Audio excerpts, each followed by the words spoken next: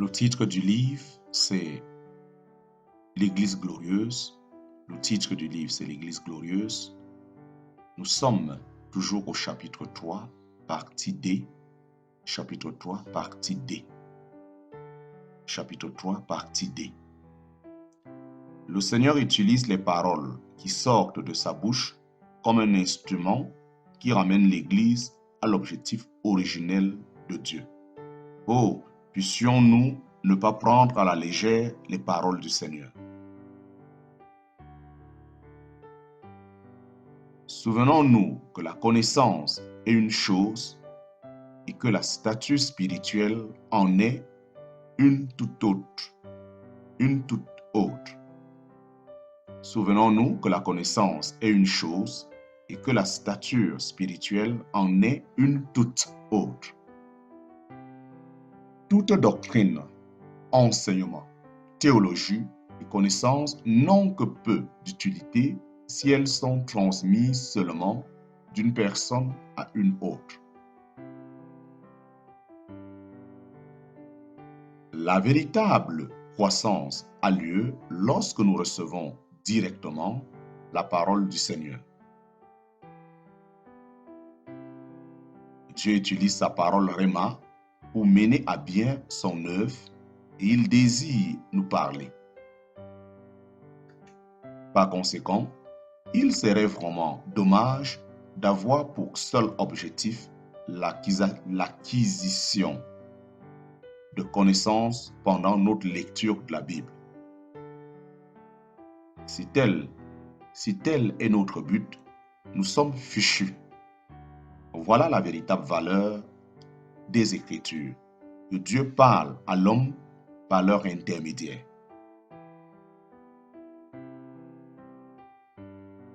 Si nous désirons être utiles à Dieu, il doit nous parler.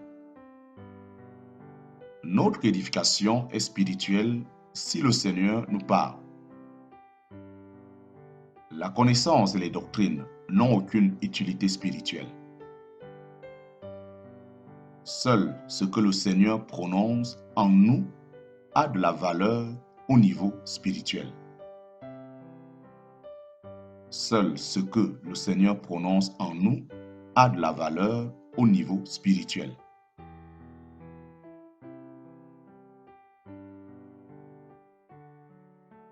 Comment pouvons-nous être satisfaits avec la connaissance et les doctrines alors que l'Église se trouve dans une condition déchue, qu'elle a été infidèle à Dieu et qu'elle est aveugle quant à sa volonté?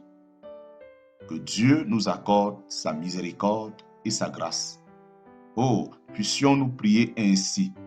Seigneur, nous te demandons de nous parler. Seigneur, nous te demandons de nous parler. Tout ce qui vient de l'extérieur, les paroles qui nous ont été adressées par les autres, même si elles l'ont été des milliers de fois, n'ont aucune utilité.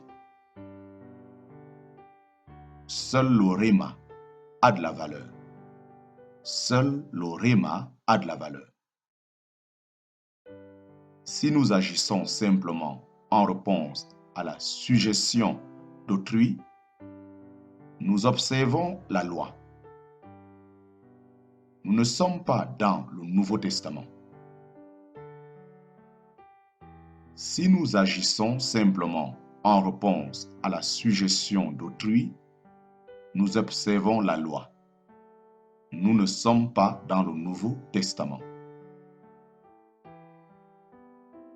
Une personne sensée sait diviser. Une personne sensée sait diviser l'épître aux Romains en sections distinctes comme le salut, la justification, etc. Mais elle souffre d'une grande lacune. Dieu ne lui a pas parlé. Un homme peut avoir de la connaissance sans toutefois avoir la parole de Dieu. Un homme peut avoir de la connaissance sans toutefois avoir la parole de Dieu.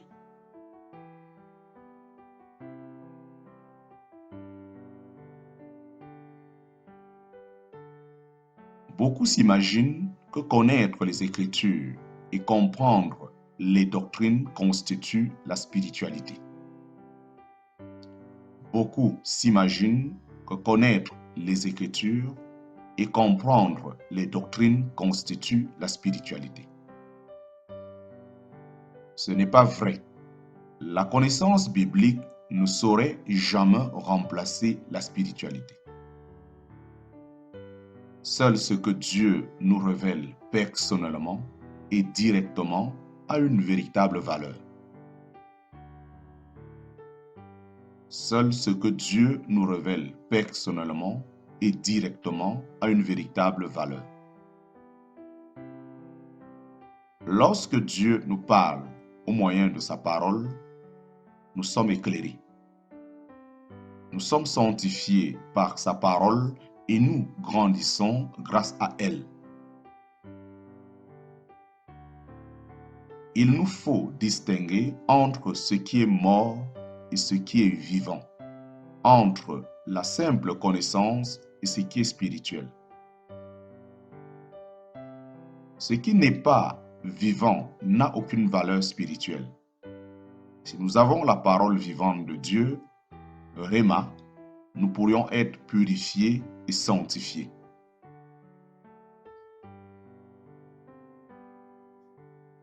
L'Église glorieuse. L'Église glorieuse. L'Église glorieuse. Le but de Christ, dans son œuvre de purification et de sanctification, consiste à faire paraître devant lui un jour une Église glorieuse. Éphésiens chapitre 5, verset 27. Christ attend que l'Église soit préparée et qu'elle lui soit présentée. En grec, l'Église glorieuse signifie que l'Église entre dans la gloire. En grec, l'Église glorieuse signifie que l'Église entre dans la gloire. Autrement dit, l'Église se vêtira de gloire. Éphésiens chapitre 4 déclare que l'Église parviendra à l'unité de la foi et à la mesure de la stature parfaite de Christ. Éphésiens chapitre 4 verset 13. Éphésiens chapitre 4, le verset 13 déclare que l'Église parviendra à l'unité de la foi et à la mesure de la stature parfaite de Christ. Ensuite, le chapitre 5 proclame que l'Église sera vêtue de gloire. Que l'Église sera vêtue de gloire pour être présentée à Christ. Dieu désire élever toute l'Église à ce niveau. Quelle vérité incroyable! Lorsque nous observons la condition actuelle de l'Église, nous nous demandons comment cela sera-t-il possible? Nous doutons même de l'intention de Dieu, mais le Seigneur est vraiment en train d'agir. Un jour, l'Église parviendra à l'unité de la foi et à la mesure de la stature de la plénitude de Christ. Elle sera vêtue de gloire et présentée à Christ. Voilà ce que le Seigneur désire et il l'obtiendra. C'est également ce que nous désirons et nous l'obtiendrons. Cette Église glorieuse n'aura ni tache, ni ride, ni chose semblable. Elle sera sainte et sans défaut. Éphésiens chapitre 5, verset 27. Le Seigneur nous purifiera à tel point que l'Église ne gardera aucune trace de tache ou de souillure. On aura l'impression que l'Église n'a jamais commis de péché. On ne pourra trouver en elle aucune trace de péché.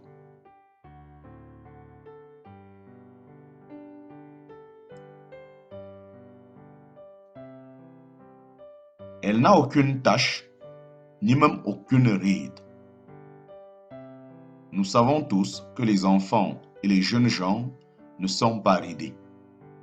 Lorsqu'une personne commence à avoir des rides, cela signifie qu'elle vieillit.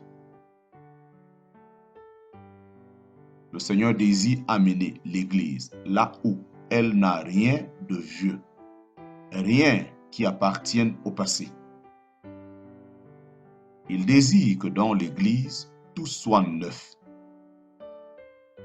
Lorsque l'Église sera présentée au Seigneur, elle donnera l'impression n'avoir jamais connu le péché et d'avoir une histoire exempte de péché. Elle n'aura ni tache ni ride.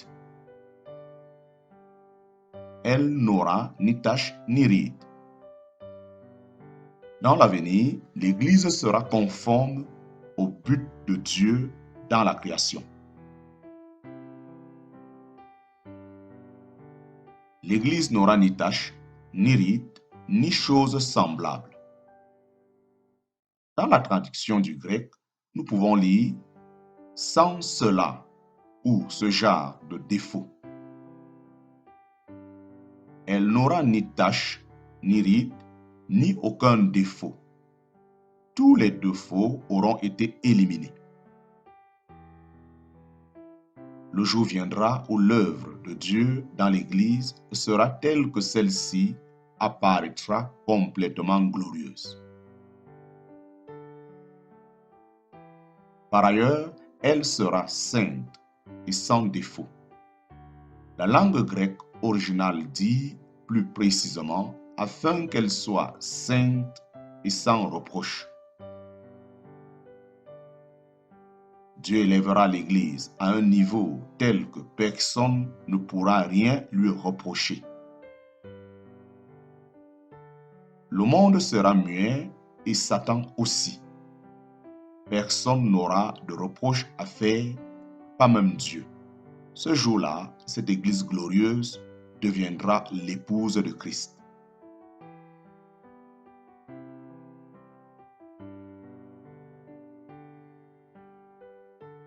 Nous devons voir clairement ces deux choses. Tout d'abord, aujourd'hui, nous sommes le corps de Christ en tant que tel. Christ nous purifie et nous prépare à être l'Église que Dieu recherche depuis l'éternité. Deuxièmement, lorsque le moment sera venu, Christ viendra et nous serions menés dans sa présence et lui serons présentés comme l'Église glorieuse, son épouse.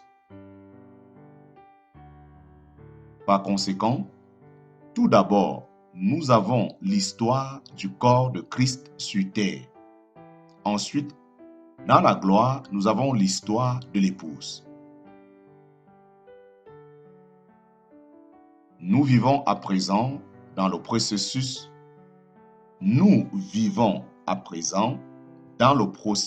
de purification. C'est aujourd'hui que nous avons besoin de la parole Réma. Les chrétiens qui n'ont jamais reçu une révélation directe retardent l'œuvre de Dieu. Si nous n'avons jamais entendu la parole du Seigneur en nous, nous l'empêchons de déverser sa grâce. Puisse Dieu nous accorder sa miséricorde afin que nous ne retardions pas son œuvre. Soyons plutôt ceux qui l'écoutent et qui progressent pour que l'Église soit élevée à la condition d'épouse de Christ.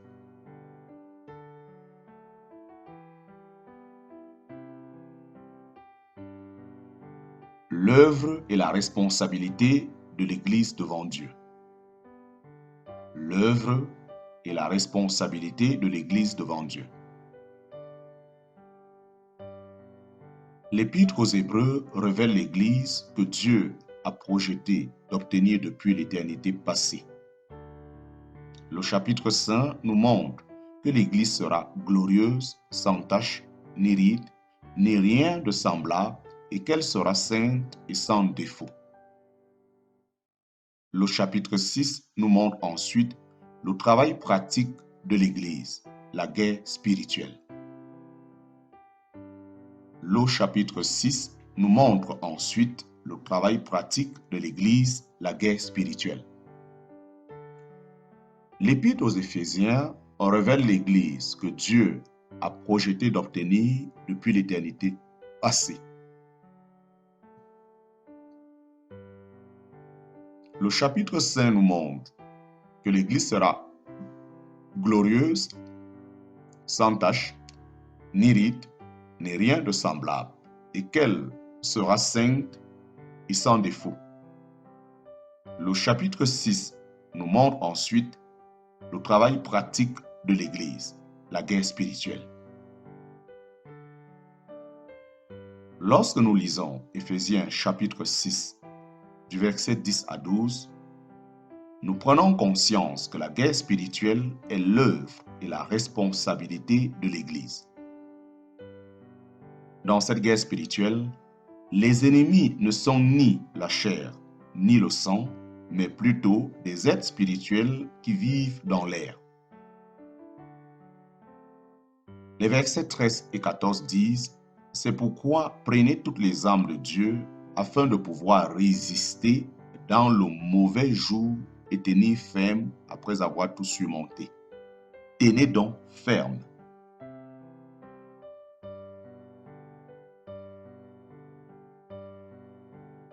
Les versets 13 et 14 disent « C'est pourquoi prenez toutes les armes de Dieu afin de pouvoir résister dans le mauvais jour et tenir ferme après avoir tout surmonté. Tenez donc ferme. » D'après ces versets, nous devons tenir ferme et ne pas attaquer. La guerre spirituelle est défensive. La guerre spirituelle est défensive. Elle n'est pas offensive parce que le Seigneur Jésus a déjà livré bataille et a gagné la victoire.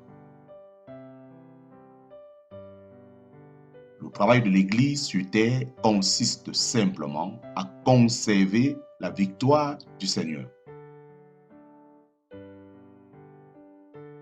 Le travail de l'Église sur terre consiste simplement à conserver la victoire du Seigneur.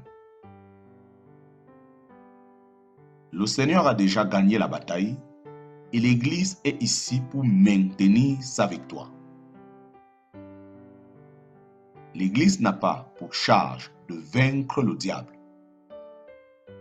mais de résister à celui qui a déjà été vaincu par le Seigneur. L'Église n'œuvre pas pour lier l'homme fort, puisqu'il a déjà été lié. Son œuvre consiste à ne pas permettre qu'il soit délié. Il n'est pas nécessaire d'attaquer. Il suffit de tenir ferme.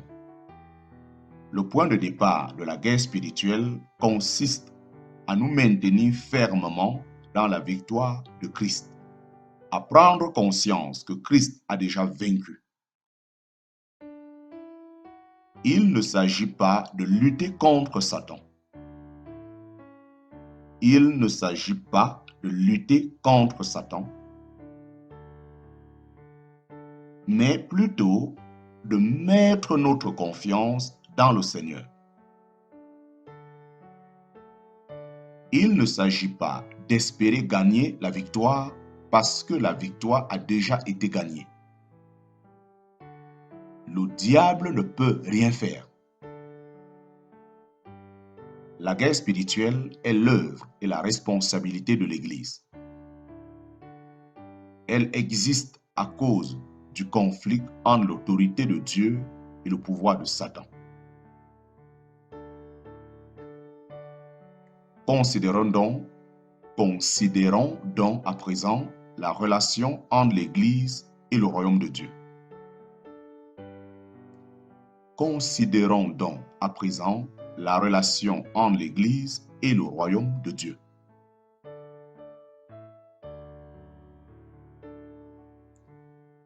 Certains pensent que le royaume de Dieu se résume à une question de récompense.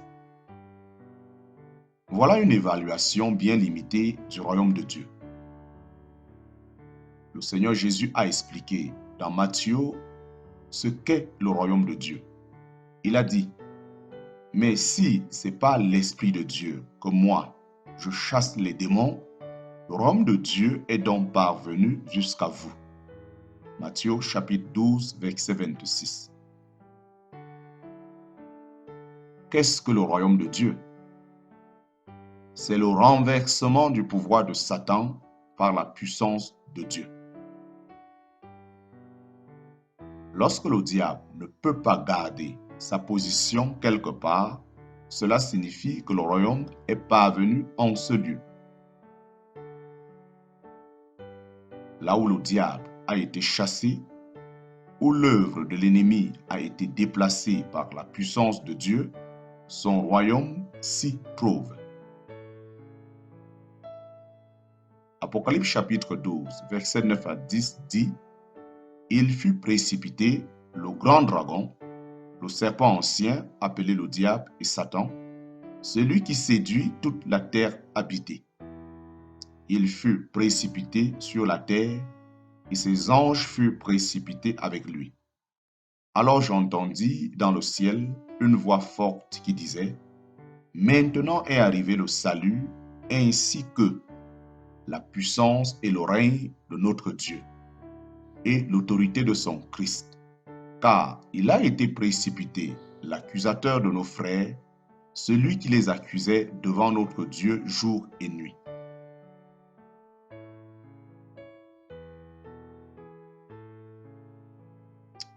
Apocalypse chapitre 12, versets 9 et 10 dit, « Il fut précipité, le grand dragon, le serpent ancien, appelé le diable et Satan, celui qui séduit toute la terre habitée.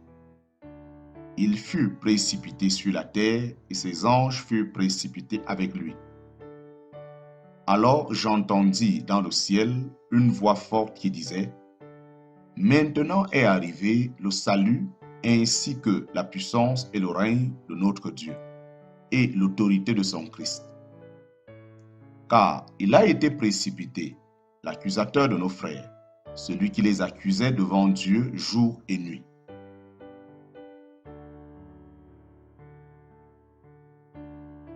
Nous devons prêter une attention toute particulière au mot « car ».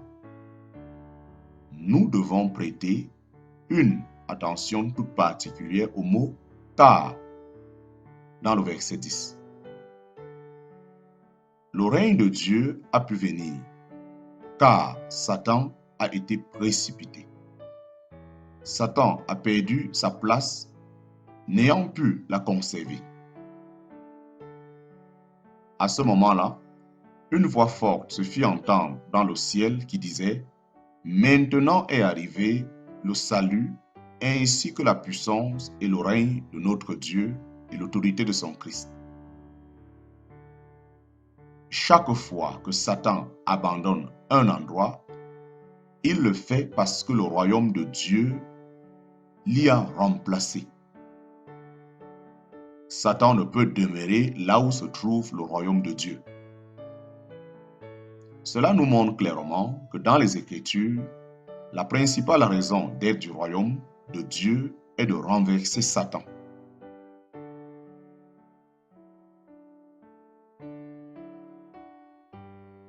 Lorsque les pharisiens demandèrent quand viendra le royaume de Dieu, le Seigneur Jésus leur répondit, « Le royaume de Dieu ne vient pas de telle sorte qu'on puisse l'observer.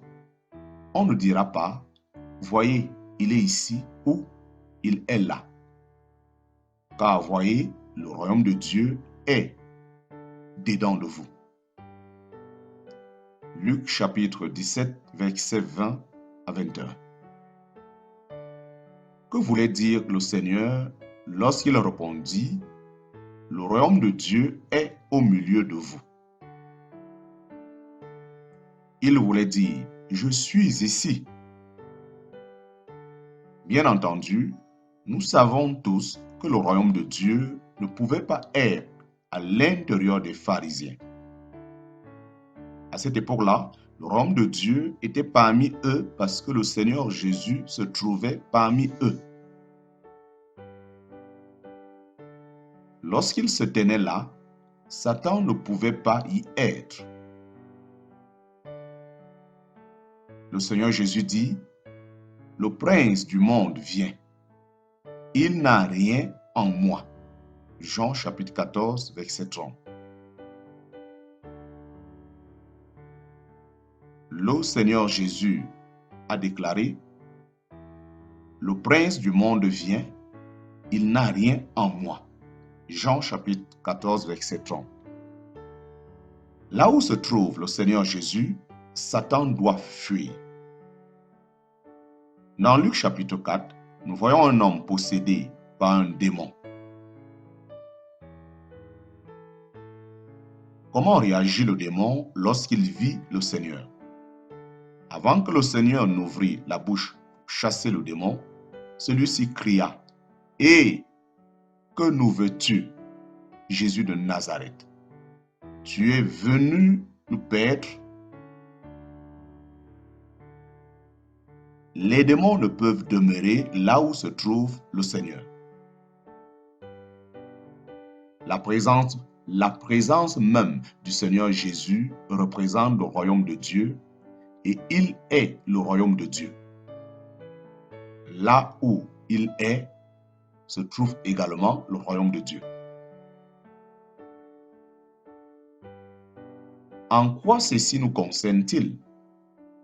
Apocalypse chapitre 1, verset 5 à 6 dit, « À celui qui nous aime,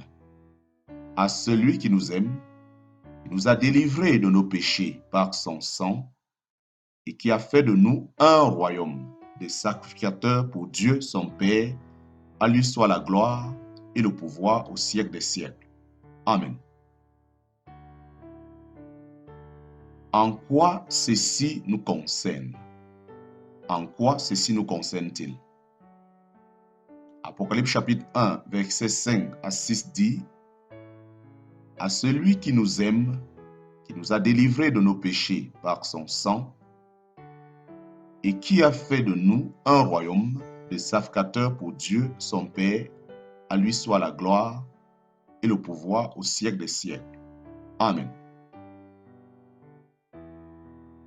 Observez le mot « royaume » dans le verset 6. Observez le mot « royaume » dans le verset 6. Cela nous montre que le royaume de Dieu n'est pas seulement là où se trouve le Seigneur Jésus, mais également là où est l'Église.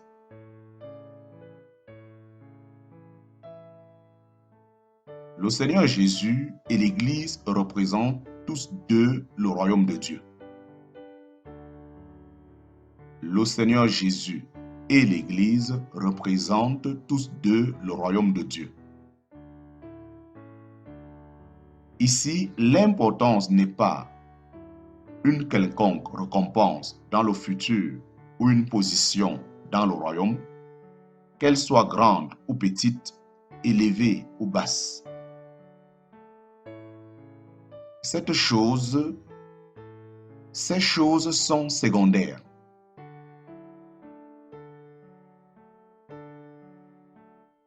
Ici, l'importance n'est pas une quelconque récompense dans le futur ou une position dans le royaume, qu'elle soit grande ou petite, élevée ou basse. Ces choses sont secondaires. L'essentiel est le fait que Dieu désire que l'Église représente son royaume. L'Église sur terre a la charge de manifester le royaume de Dieu. Tout le travail de l'Église est gouverné par le principe du royaume de Dieu.